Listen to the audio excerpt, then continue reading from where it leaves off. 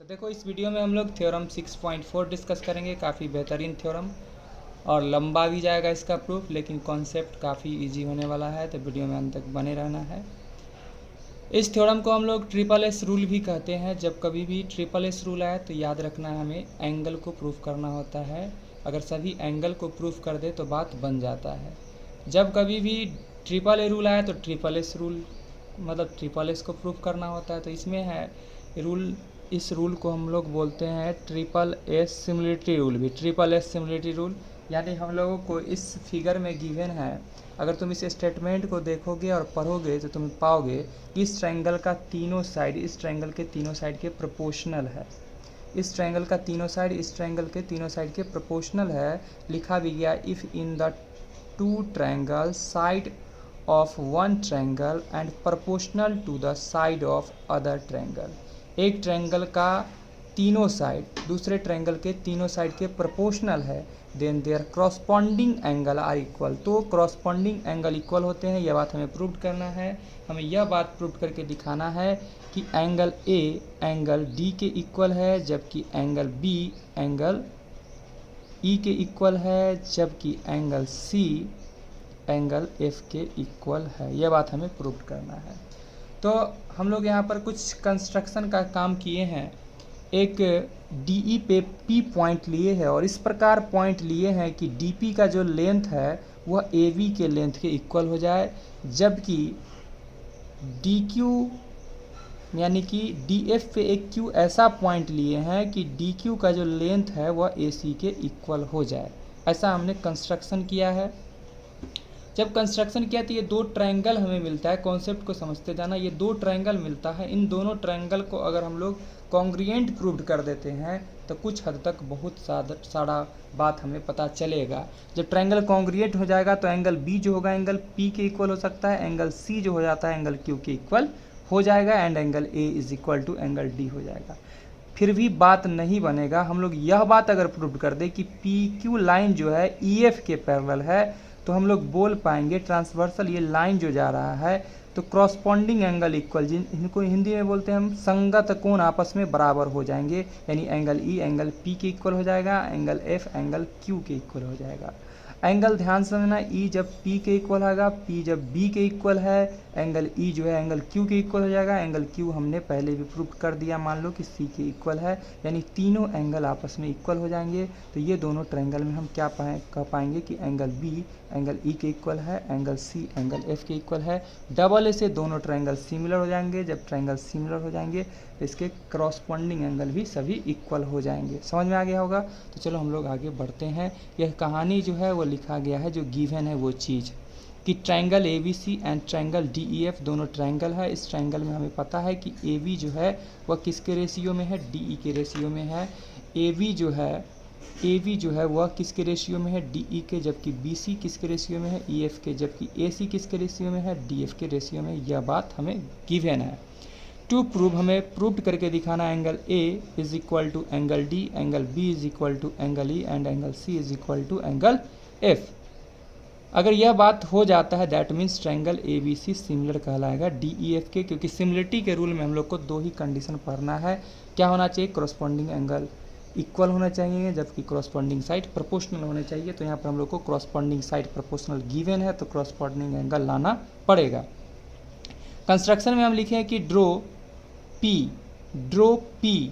and draw Q on DE and DF। किस पे हमने रखा, P जो है DE पे और Q जो है DF पे लिया, और इस प्रकार लिया, सच दैट का मतलब इस प्रकार लिया कि DP लेंथ जो है वह AV के इक्वल हो जाए, जबकि DQ लेंथ जो है वह AC के इक्वल हो जाए। समझ में आ गया होगा यहाँ तक। And join P and Q, P को हमने Q से मिलाया। प्रूफ के तौर पे हम लोग के पास है क्या कि AV जो है वह DE के प्रोपोर्शनल है, जबकि AC जो है वह DF के प्रोपोर्शनल है। बहुत बच्चे के मन में सवाल आएगा कि आप BC बाई ये क्यों नहीं लिए, क्योंकि हम लोग कंस्ट्रक्शन किस लाइन पे किए हैं, इस लाइन पे और इस लाइन पे किए थे। हमने इसलिए ऐसा किया कि AB प्रोपोर्शनल DE को ले लिया और AC प्रोपोर्शनल DF को ले लिया। ठीक है, ये हम लोग कहाँ से लाए हैं, यह बात गिवन सलाई, ये तीनों रेशियो में था, इसमें से ये साइड के रेशियो ले लिए और ये साइड के रेशियो में उठा के यहाँ रख लिए। बाय कंस्ट्रक्शन हमने देखा ए बी किसके इक्वल था, डी पी के इक्वल था, जबकि ए सी किसके इक्वल था, डी क्यू के इक्वल था। हम लोग वहाँ पर जाके रिप्लेस करके डाल दिए ए बी की जगह डी पी और ए सी की जगह पर क्या डाल दिए हम लोग, डी क्यू। समझ में आ रहा है बात?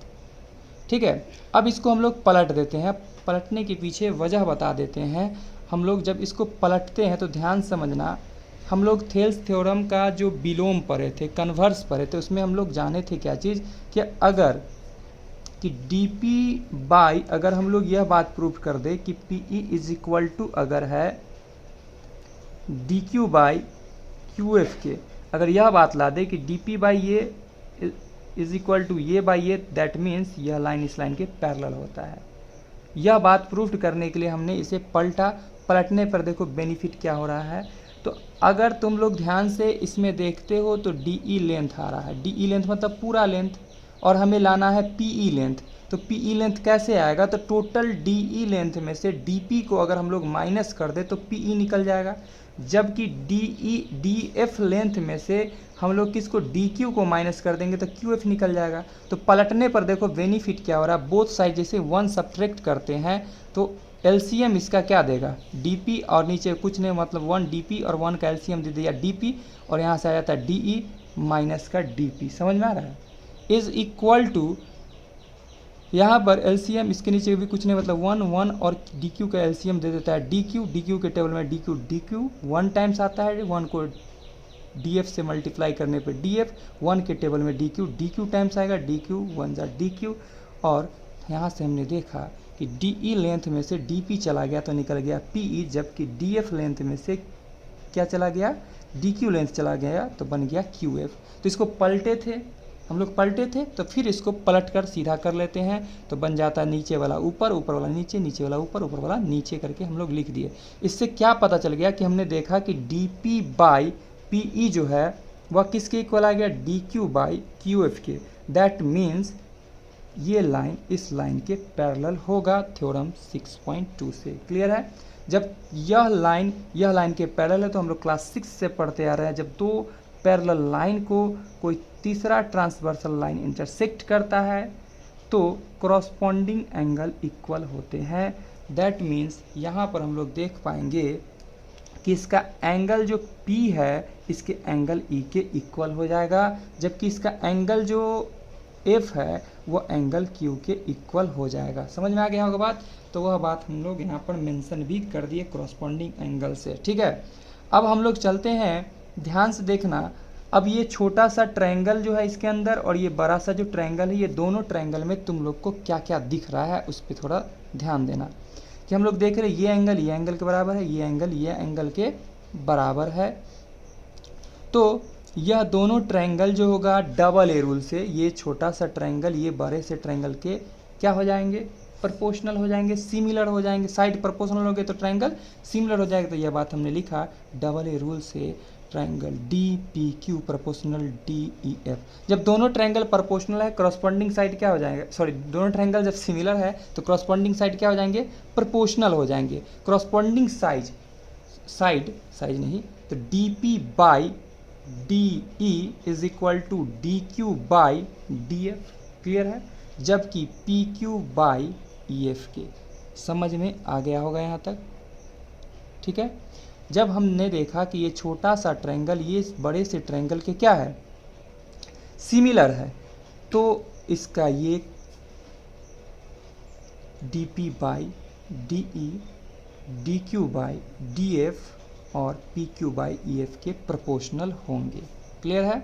जबकि बाई कंस्ट्रक्शन हमने क्या देखा, डी पी लेंथ किसके इक्वल था, ए बी के इक्वल था, जबकि डी क्यू लेंथ किसके इक्वल था, ए सी के इक्वल था। हमने वही काम किया, डी पी के जगह रिप्लेस करके ए बी को, डी क्यू के जगह रिप्लेस करके ए सी को डाला और इसको एज इट इज रहने दिया, इसे मान लिया इक्वेशन ए। यह बात कहाँ से लाए थे हम चेंज करके, तो बाई कंस्ट्रक्शन। जबकि हमें पहले से यह बात गिवन था कि A B by D E is equal to A C by D F के और B C by E F के। यह बात थ्योरम का स्टेटमेंट था। तो यह बात हमने यहाँ पर लिखा, तुम लोग देख सकते हो, यह बात हमने लिखा और इसे इक्वेशन बी माना। From equation A and B तुम ध्यान से देखोगे ए बी बाई डी यहाँ भी है, ए बी बाई डी यहाँ भी है, ठीक है। ए सी बाई डी एफ यहाँ भी है, ए सी बाई डी एफ यहाँ भी है, दैट मीन्स ये इसके इक्वल हो जाएगा। तो वह बात हमने किया। अब देखो ई एफ से ई एफ हो जाता है कैंसिल, आ जाता है B C is equal to P Q के। बी सी लेंथ जो है वह किसके इक्वल आ गया, पी क्यू के। और पहले से हम लोग कंस्ट्रक्शन से यह बात दिखा चुके थे कि ये लेंथ जो था इस लेंथ के बराबर है, जबकि ये लेंथ जो है इस लेंथ के बराबर है। और हमने बाद में यह बात भी प्रूव कर दिया कि यह भी आपस में बराबर है, तीनों साइड बराबर है। ट्रिपल एस रूल से दोनों ट्रायंगल क्या हो जाएंगे, कॉन्ग्रिएंट हो जाएंगे। जब ट्रायंगल कॉन्ग्रिएंट हो जाएंगे, ट्रिपल एस रूल से दोनों ट्रायंगल क्या हो जाएंगे, कॉन्ग्रिएंट हो जाएंगे। तो कॉन्ग्रिएंट ट्रायंगल के करस्पॉन्डिंग एंगल क्या होते हैं, इक्वल होते हैं। बाय सीपीसीटी बोल पाएंगे। समझ में आ रहा है यहाँ तक कि नहीं आ रहा है? 100% आना चाहिए समझ में। तो यहाँ पर हम लोग क्या किए, देखो वही रूल लगाएं। इन ट्रायंगल ए बी सी, इन ट्रायंगल ध्यान से देखना, इन triangle A B C and triangle D P Q, A B is equal to D P, A C is equal to D Q by construction. जबकि हमने proof किया B C is equal to किसके, P Q के, जो कि यहाँ पर mention किया है हमने। और यह दोनों ट्रायंगल को हमने, यह ट्रायंगल को देखना फिगर में, ये ट्रायंगल क्या हो गया, आपस में कॉन्ग्रिएंट हो गए, कॉन्ग्रिएंट हो गए। क्यों रूल से, तो ट्रिपल एस रूल से, जो कि हमने यहाँ मेंशन भी किया है कि ट्रिपल एस रूल से दोनों ट्रायंगल कॉन्ग्रिएंट हो गए। जब ट्रायंगल कॉन्ग्रिएंट है, क्रॉसपॉन्डिंग एंगल इक्वल हो जाएंगे।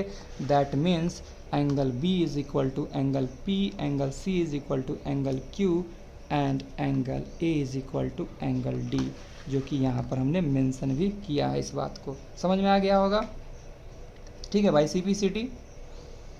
अब देखो फ्रॉम इक्वेशन फर्स्ट, हम लोग इक्वेशन फर्स्ट को कहाँ छोड़ के आए थे, देखो ये दोनों ट्रायंगल को हम लोग, ये बड़ा सा ट्रायंगल को ये छोटा सा ट्रायंगल के सिमिलर जब प्रूव किए थे, तो वहाँ पर हमने जाना था कि ये एंगल जो है ये एंगल के इक्वल था और ये एंगल के इक्वल था। अभी हमने ये बात प्रूव कर दिया कि ये एंगल इस एंगल के इक्वल है, ये एंगल इस एंगल के इक्वल है। That means angle B is equal to angle P is equal to angle E, angle C is equal to angle Q is equal to angle F. तीनों angle आपस में बराबर हो जाएंगे from equation first and third. समझ में आ गया। Therefore अब हम लोग चलते हैं ट्रायंगल किस में, ट्रायंगल चलते हैं A B C and triangle D E F में। ये दोनों ट्रायंगल में हम देख रहे हैं angle B is equal to angle P के, angle C is equal to angle B is equal to angle E ला दिए थे, angle C is equal to angle F ला दिए थे। तो डबल ए रूल से दोनों ट्रायंगल आपस में क्या हो गए, सिमिलर हो गए, ट्रायंगल सिमिलर हो गए। यह बात हो जाता है यहाँ पे प्रूव। और बहुत ज़्यादा मन है तो यह जब ट्रायंगल सिमिलर है तो हम लोग बाई सीपीसीटी यह भी बात बोल सकते हैं, दो एंगल तो ला चुके थे। और angle A is equal to भी एंगल डी होगा बाई सीपीसीटी। हालांकि यह बात यहाँ भी मेंशन हम लोग कर सकते थे। तो उम्मीद करते हैं वीडियो पसंद आया होगा।